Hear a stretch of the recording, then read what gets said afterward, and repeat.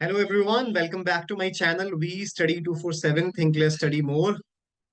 बहुत ही important session है, ठीक है। आ, आपको पता है जैसे कि 2 दिन पहले मैंने एक वीडियो डाली थी और उसके बाद से मेरी वीडियो आज आ रही है। तो those who are new to my channel, this is We Study 247। हम लोग आपको कराते हैं कोर्ट एग्जाम्स की preparation. You can watch my previous video, so आपको अंदाजा लग जाएगा कि what kind of quality content I am providing. Also अभी मैं बस आपसे एक शॉर्ट वीडियो में एक क्विक स्ट्रैटेजी को डिस्कस करने वाला हूं जो आपकी प्रिपरेशन स्ट्रैटेजी होनी चाहिए। मे बी बहुत से लोगों को पता हो, बट स्टिल ये मेरी जिम्मेदारी है कि मैं आप लोगों के लिए एक स्ट्रैटेजी बनाऊं। ये जो मुझे लगते हैं इंपॉर्टेंट टॉपिक्स हैं जो कि आपको करने चाहिए for tier 1, because you have very less time. आज 17th हो चुकी है, तो आपके पास ज्यादा टाइम नहीं है। 3rd मार्च से आपका एग्जाम है, तो रफली आपके पास 20 डेज भी नहीं है, बिकॉज ये फैब का मंथ है। तो उसी को देखते हुए एंड मैं आपको बताऊंगा भी कि इस वीडियो में कि मैं आपके लिए कौन कौन सी वीडियोस लेके आने वाला हूँ, because right now our core focus is going to be on tier 1 because it is very close. So let's get started. So, and do like, share, and subscribe to my channel as well if you want to get some updates, regarding these examinations as well. So, let's get started. जी के GS की बात करते हैं। देखिए, चाहे SPA का paper हो रहा है, चाहे जेजे का हो रहा है, टीयर 1 में बस फर्क इतना है कि एसपीए और पीए के लिए थोड़े इंग्लिश के क्वेश्चंस कम आ रहे हैं 50, और उसमें अलग पैटर्न है। और अगर इसकी बात कर रहे हैं जेजे में, तो आपके 60 इंग्लिश के क्वेश्चंस आएंगे, 30 जीएस के आएंगे, और 30 आपके GK GS and general intelligence and reasoning. पहली बात, मैं आपको जीके और जीएस की स्ट्रैटेजी बता देता हूँ। सबसे पहले आप जो स्टैटिक जीके के टॉपिक्स हैं, चाहे आप पुराने वाला देखें एग्जाम को उठा के जो डीडीसी का आया था, या आप जेजे की बात करें, थोड़ा बहुत पैटर्न में फर्क रहता है लेकिन इतना टफ नहीं होता है। मैं आपको बता देता हूँ। आपका जो मेन कहीं ना कहीं से जो कंपटीशन उठेगा ना, वो इंग्लिश से उठेगा और जीके से उठेगा, क्योंकि जीके में जो करंट अफेयर्स होंगे वो आ जाते हैं। कम से कम 12 से 13 करंट अफेयर्स तो जेजे के एग्जाम में आए थे लास्ट टाइम, और डीडीसी में भी पूछ लेते हैं। तो एटलीस्ट 6 मंथ्स के करंट अफेयर्स आप करके जाइएगा। जो रेशो रहने वाला है जीके में, I can only say I cannot anticipate what exactly is going to be the paper, but according to my experience, I am saying कि आपके 12 से 14 question you can have with your of your current affairs। Static GK की बात करता हूँ तो वही जो आपके सब टॉपिक्स रहते हैं उसको आप अच्छे से देख लीजिएगा। आपके पास करंट अफेयर की ये जो बुक आती है, अरिहंत वाली, you can see and you can learn from that. Okay, मेरे पास भी कुछ नोट्स हैं, मैं अपने टेलीग्राम चैनल पर डाल दूंगा, आप उसको देख लीजिएगा। उसमें कुछ स्टैटिक और इंपॉर्टेंट टॉपिक्स हैं जो मेरे नोट्स बने हुए थे, मैं आपको वो डाल दूंगा, तो you can have a look on that as well. बात करते हैं next general intelligence and reasoning की। देखिए, मैथ्स नहीं आएगी, मैं आपको बता देता हूँ, मैथ्स नहीं आएगी। लेकिन क्या होता है ना कि मैथ्स नहीं आती, लेकिन जनरल इंटेलिजेंस में कभी कभार एक आध परसेंटेज से क्वेश्चन आ गया, या सीपी कॉस्ट डिस्काउंट वाला आ गया इन टर्म्स ऑफ दूसरा, लेकिन आ जाता है। तो इतनी मैथ्स, प्योर मैथ्स नहीं आएगी। कभी आप सोच रहे हो कि अलजेब्रा आ जाएगा, ट्रिग्नोमेट्री आएगी, नहीं आएगी मैथ्स।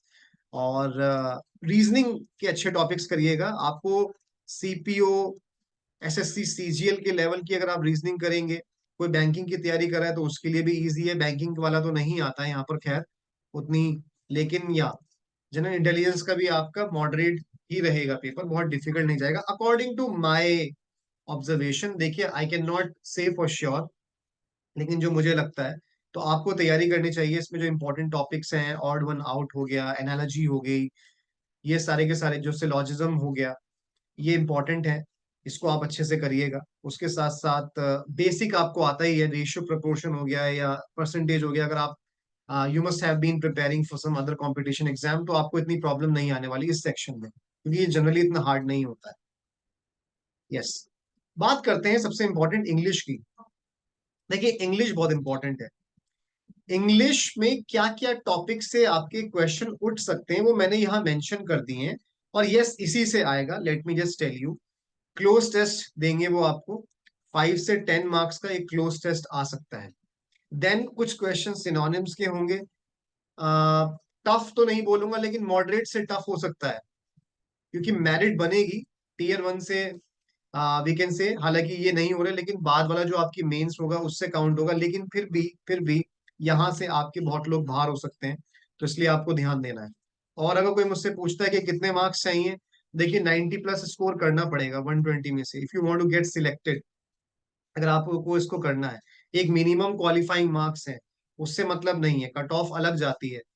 सो वो आपको जो मेंशन किया गया है वो मिनिमम क्वालिफाइंग मार्क्स हैं इसके अंदर। वन वर्ड सब्स्टिट्यूशन, थोड़े से अलग वाले देख लीजिएगा। और ग्रामेटिकली करेक्ट वर्ड्स और स्पेलिंग्स, बेसिकली कभी कभी वर्ड दे देगा आपको, स्पेलिंग दे देगा, तो उसको आपको ठीक करके लिखना होगा।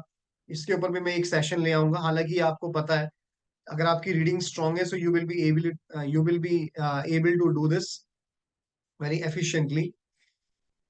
एंटोनिम्स पूछेगा, एंटोनिम्स के आएंगे, मिक्स क्वेश्चन आएंगे, सिनोनिम्स के अलग आ सकते हैं, एंटोनिम्स के अलग आ सकते हैं। फॉर्म्स ऑफ वर्ब, ये इंपॉर्टेंट है, ये कोर्ट के एग्जाम में अक्सर आता है, ये आपके मेंस में भी आएगा। जैसे उसने आपको कोई वर्ब दे दी, उसकी फॉर्म पूछ ली, कि लेट्स से आपके पास कोई वर्ड है, जैसे हमारे पास होता है लाई।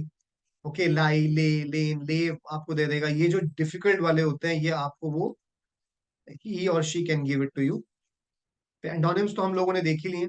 ईडियम्स और मीनिंग्स ये आ सकते हैं, ठीक है, ईडियम्स और ये बिल्कुल आएंगे। आ कह सकते हैं, आएंगे, yes they will be asked. Active passive आएगा, और अच्छे लेवल का आ सकता है, ठीक है। डायरेक्ट और रिपोर्टेड स्पीच, बेसिकली डायरेक्ट और इनडायरेक्ट भी आपके आएगा। सेंटेंस इंप्रूवमेंट आ सकता है, वो आपको फिलअप दे देंगे, बोलेंगे इसमें बताइए क्या लिख सकते हैं। आपको पूरा पूरा सेंटेंस दे देंगे, उसमें आपसे एरर फाइंड आउट करने के लिए पूछ सकते हैं। तो ये आपके आने के चांसेस जो पैटर्न के बेसिस पे मैं आपको बता रहा हूँ, जो आ सकता है। तो ये सारे टॉपिक तो आपको करने ही, और यही मेन जो टॉपिक्स रहते हैं, ठीक है। क्लोज टेस्ट में अक्सर दिक्कत होती है। तो अब मैं आपको क्या बताने वाला हूँ, कि जितना भी टाइम बचा है, मैं I will try my level best. मैं आप सब लोगों के लिए एक वीडियोस लेके आऊंगा इंपॉर्टेंट, जैसे for example 100 words of synonyms, ये इंपॉर्टेंट आपका आ जाएगा। उसके साथ डायरेक्ट इनडायरेक्ट पर एक वीडियो, एक्टिव पैसिव पर जो उसके रूल्स हैं, ताकि आपका एक ब्रशअप हो जाए कॉन्सेप्ट, कि किस तरीके से क्वेश्चंस आ सकते हैं, ठीक है। और जो भी मुझे लगेगा कि लाइक ये इंपॉर्टेंट है, मैं उसके ऊपर, बिकॉज देखिए अब टाइम कम है, we were also not expecting के एग्जाम इतनी जल्दी हो जाएगा, लेकिन कोर्ट के एग्जाम में यही होता है, या तो डिले होगा तो बहुत लंबा हो जाएगा, और अगर कराना होता है जल्दी तो they have given you the date. So nobody can anticipate that what's going to happen next. So कोई बात नहीं, आप लोग इसकी तैयारी करिए, and you will be able to crack it. कोई भी डाउट है, इशू है, या आप चाहते हैं कि मैं किसी स्पेसिफिक टॉपिक पर वीडियो ले आऊं, तो you can comment, please comment. जब तक आप बताएंगे नहीं, तब तक मुझे नहीं पता लगेगा। और जो अभी लोग नए हैं, उनको मैं बता देना चाहता हूँ कि मैंने परसों से एक सीरीज शुरू करी है, डेली असाइनमेंट और daily vocab, that is free of cost. Telegram channel मेरा ज्वाइन करिए, उसके ऊपर आपको रोज मिलेगा। एग्जाम के लिए बहुत फायदेमंद है, मेंस के लिए भी और प्री के लिए भी बहुत ज्यादा इंपॉर्टेंट है। So that's it from my side. So thank you so much. देखिए मैं ज्यादा टाइम आप लोगों का वेस्ट नहीं करना चाहता, so enough, that's it for today. So thank you so much everyone. मैं नेक्स्ट वीडियो आपकी बहुत जल्दी आने वाली है, that will be on active and passive. So take care. Bye bye. Thank you so much.